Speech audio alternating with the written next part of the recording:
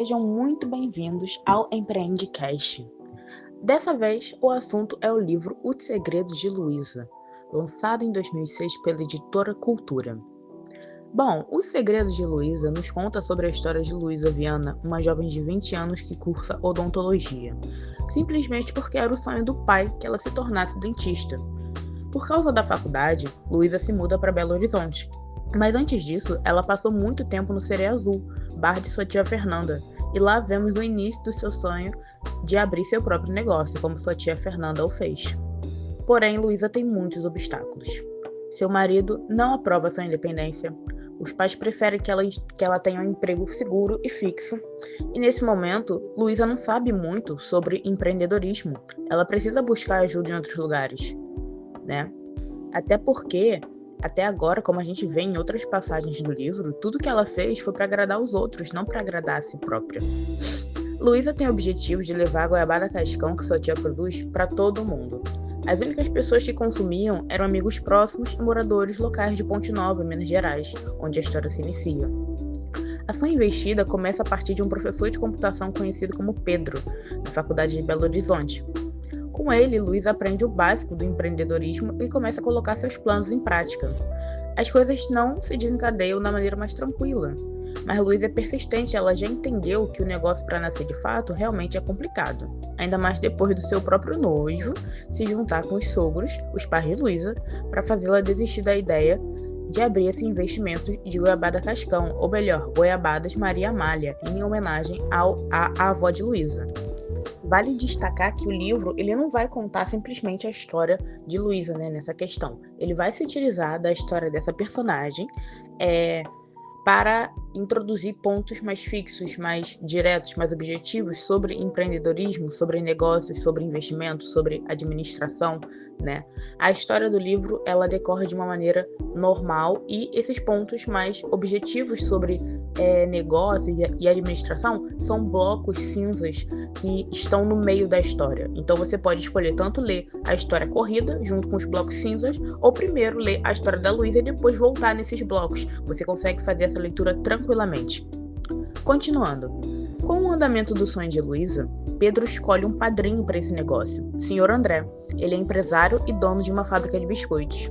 No decorrer da história, Pedro, né, que a Luísa conheceu lá na faculdade de Belo Horizonte, se apaixona por sua tia Fernanda. E Luísa, na formatura de odontologia, nossa protagonista aproveita que é a oradora da turma para terminar com seu noivo, Delcídio, e apresentar Eduardo, seu namorado. Um tempo depois, Eduardo fica desconfiado de certos lugares que Luísa frequenta e decide segui-la e então descobre seu segredo. Luísa é voluntária em uma organização que ajuda crianças carentes. Passando mais um tempo, Luísa interage e fecha negócio com outros investidores através de Sr. André, né? E finalmente começa a produzir. Bom, final da história. As goiabadas Maria Amália são um sucesso e com grandes índices de exportação. E Luísa recebe o prêmio de empreendedor global da GMA, aquela historinha ali que a gente vê no começo do livro, ela volta ali no final. E sua família finalmente reconhece seu valor. Todo mundo tá finalmente orgulhoso de Luísa. Bom, espero que tenha dado para pegar um pouquinho, né, de como que é o livro, como ele se desenvolve e, caso se interesse, você consegue achar PDF dele ou então até mesmo comprá-lo. Aqui quem falou foi Mariana Souza e agora eu passo a palavra para a minha amiga Lucimar, que vai nos contar um pouco sobre o autor desse livro. Então, pessoal, aqui quem está falando é a Lucimar, tá? Agora nós vamos conversar um pouquinho sobre o autor. Quem será o autor do best-seller O Segredo de Luísa? Vamos conhecê-lo? Ele que, além de ter mais de 15 livros publicados, também desenvolveu softwares de negócios, atua como palestrante e é o criador de um dos maiores programas de ensino de empreendedorismo no Brasil. Este é Fernando Dolabella. Ele é mineiro, pai de 4 filhos, formado em administração e direito. Então, temos algumas curiosidades aí sobre a formação acadêmica de Dolabella. Ele relata em uma entrevista que é formado em direito, porém nunca exerceu porque ele não se identificou com a profissão. Ele também relata que abandonou 2 cursos, um de ciências sociais e outro de economia. Pois bem, Sobre a sua atuação no mercado de trabalho, ele declara que atuou em algumas empresas multinacionais por alguns anos, porém essa posição de funcionário o deixava bastante frustrado. E sobre o seu ingresso como professor universitário, sim, ele iniciou na UFMG como uma espécie de gerente de departamento da computação. Nesse caminho, ele atuando como docente na turma de computação, dando aula de administração. Aí sim, ele, como professor, encontrou seu lugar e ficou tão motivado que, com a nova experiência, que ele até criou uma disciplina de empreendedorismo. Pois, segundo o autor, empreender significa a capacidade de transformar, inovar e produzir riquezas materiais e simbólicas. Então, nessa vibe, ele, com bastante entusiasmo, ele, pela possibilidade de formar, ou melhor, de estimular novos empresários, ele desenvolveu metodologias empreendedoras. Sim, essas metodologias que trouxe ele possibilidade de ingressar em projetos. Um dos projetos chama-se Softex 2000. É um projeto do programa CNPq, um programa que foca no incentivo de exportações de software. Fernando Dolabella preparou 100 professores da área de informática para que esses preparassem, incentivassem os seus alunos a abrir as suas próprias empresas. Nessa direção aí, o autor também foi contratado por inúmeras entidades e uma delas também com destaque, que é o Sebrae, uma entidade que se destaca mundialmente no setor empresarial. Aí sobre o maior best-seller na área, o que ele diz? Que O Segredo de Luísa, ele conta um romance sem ficção e numa linguagem coloquial, que segundo o autor foi o atrativo para o sucesso em vendas, com mais de 350 mil exemplares vendidos até o ano passado. Ainda sobre o formato do livro, Dolabella justifica sua escolha no enredo ao tratar da mulher, isto que essa que sofre uma discriminação, quanto é questionada nas suas capacidades. O livro emerge esse debate porque a discriminação, também acontece no mundo do empreendedorismo. Agora nós vamos estar falando um pouquinho, sobre a ética e como vemos que ela foi abordada, no livro. Vamos lembrar um pouquinho sobre a questão de ética. E a ética, ela é um ramo da filosofia, que se dedica ao estudo dos valores morais e dos princípios que orientam o comportamento humano. Ela busca entender o que é considerado certo ou errado, bom e mal, justo e injusto, em diferentes contextos e situações. A ética, ela envolve a reflexão sobre as normas, valores, virtudes que guiam a conduta das pessoas, tanto em seu nível individual e mais ainda, no coletivo. É uma disciplina que questiona, analisa as bases das nossas ações e as nossas decisões, procurando estabelecer fundamentos para um comportamento moralmente responsável. Aquilo que nós vemos, nós olhamos, principalmente por vivemos em sociedade, e a gente julga, ser uma atitude, um comportamento moral ou não. E nesse mundo, dos negócios, a Luísa, ela acaba se deparando com várias situações que exigem dela decisões éticas, as quais vão muito além do âmbito empresarial, chegando também ao moral. E a maneira como ela se relaciona com os seus concorrentes, seus fornecedores, seus clientes, acaba revelando o seu código, né, de ética, tanto pessoal e o profissional.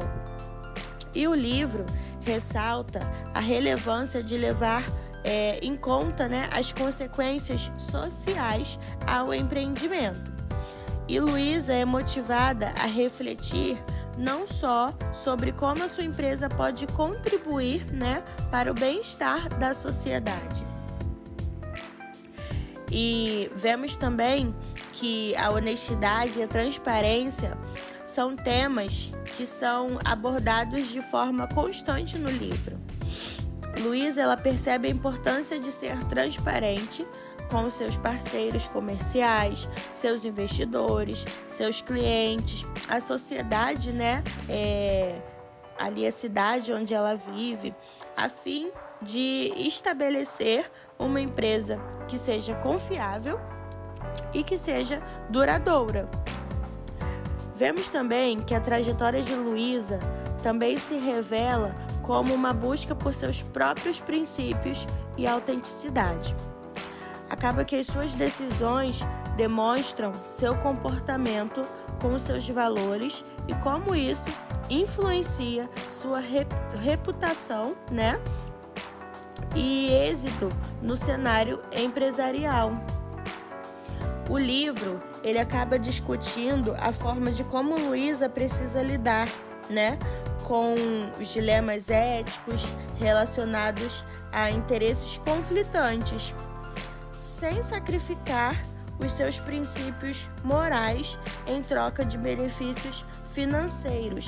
Então é muito importante, né, também não pensar só na questão financeira, porque de certa forma, né, se esse for o principal foco, não vai para frente, né, não vai ser duradouro, porque as pessoas não vão confiar, não vai ter essa questão de transparência, porque vai ser voltado mesmo somente para a questão financeira. E de maneira sucinta, né, o livro acaba evidenciando a relação intrínseca entre a ética e o empreendedorismo, destacando que o êxito de um negócio não depende exclusivamente de uma boa elaboração de estratégias, mas também de valores éticos consistentes e comprometimento, né, com a responsabilidade social. Então, vemos a necessidade de tomar decisões responsáveis e justas, tanto no âmbito pessoal, né, como no âmbito profissional. Trabalhar de forma ética com todos garante que os produtos ou serviços sejam justos e transparentes, construindo lealdade e confiança. E você, ouvinte, também quer aprender a como fazer um modelo de negócios apresentado pelo Fernando Dolabella? No livro O Segredo de Luísa, ele enfatiza a importância de identificar oportunidades. O empreendedor precisa ser alguém de visão. Ele precisa analisar o mercado e identificar as fatias desse mercado que não estão sendo abarcadas da maneira correta. Então, ele vai criar um produto ou serviço que vai solucionar aquela questão ou amenizar o problema. A partir dessa análise, utiliza-se os recursos da maneira mais eficiente, se forma uma equipe competente e acompanha os resultados do negócio. O livro oferece diversos insights e orientações para empreendedores que desejam iniciar e desenvolver seus próprios empreendimentos. O modelo de negócios é uma representação estruturada que descreve como uma empresa cria, entrega e captura valor. É uma ferramenta fundamental para compreender a lógica por trás de um negócio e como ele opera. Os recursos, por exemplo, são os ativos necessários para operar um negócio, incluindo financeiro, como capital de investimento, recursos físicos, como instalações, equipamentos e, claro, os recursos humanos com funcionários qualificados e engajados. Na formação de equipe, envolve atração e selecionamento de talentos, criando um ambiente de trabalho motivador e ético, investindo no desenvolvimento profissional dos colaboradores com atenção à empatia, a equipe sólida e alinhada com os objetivos do negócio é muito mais eficiente no sentido operacional e também para entrega de valor aos clientes. O acompanhamento dos resultados dessas estratégias é fundamental para avaliar a eficácia do modelo de negócios. Isso envolve estabelecer metas e indicadores de desempenho, monitorar os resultados financeiros e operacionais e realizar ajustes quando necessário. Para se destacar no mercado, o impacto social do empreendedor responsável gera efeitos positivos na sociedade, seja fornecendo produtos ou serviços que atendam às necessidades de comunidades marginalizadas, promovendo a inclusão social ou ainda apoiando causas ambientais, entre outros. Os empreendedores sociais buscam desenvolver modelos de negócios sustentáveis, que sejam economicamente viáveis e ao mesmo tempo tenham um impacto social, buscando equilibrar a geração de lucro com a criação de valor, garantindo a continuidade do negócio a longo prazo. Sendo empreendedor ético, é necessário que se procure parcerias e colaborações que envolvam organizações sociais, governamentais e até mesmo o setor privado, que fortaleçam o impacto do negócio e ampliem sua capacidade de gerar mudanças positivas. É muito importante um alinhamento das metas, objetivos e propósito. É importante também ter transparência e fazer a prestação de contas à sociedade, aos investidores e a todas as partes interessadas, demonstrando o real impacto desse produto, serviço ou empresa. Essa mensuração do impacto é fundamental para o empreendedorismo com responsabilidade social, porque assim você consegue fazer os ajustes para maximizar os resultados. E por fim, a inspiração para os outros. O texto aborda muito a relação de Luísa com o seu mentor. E inspirar e ser inspirado no caminho do empreendedorismo ético e sustentável é realmente um diferencial nos dias de hoje. Aliás, por falar em diferencial, essa sociedade cada vez mais imediatista, que não planeja, não pensa a longo prazo e que quer tudo na velocidade vezes 2, jamais estaria ouvindo e participando do Empreendicast, que é um podcast que realmente tenta fugir daquele formato de 10 minutos, que tenta realmente trazer os insights e pensamentos relevantes para o mundo dos negócios. Se você está assistindo, seja no YouTube ou alguma outra plataforma, se você está ouvindo essas palavras, você já está de parabéns. Já é um diferencial em uma sociedade tão imediatista você consumir conteúdo de qualidade e com tempo. Por fim, quem cria um negócio, cria para alguém. O empreendedor de sucesso entende a importância de satisfazer as necessidades e expectativas e entregar sempre a mais para o cliente.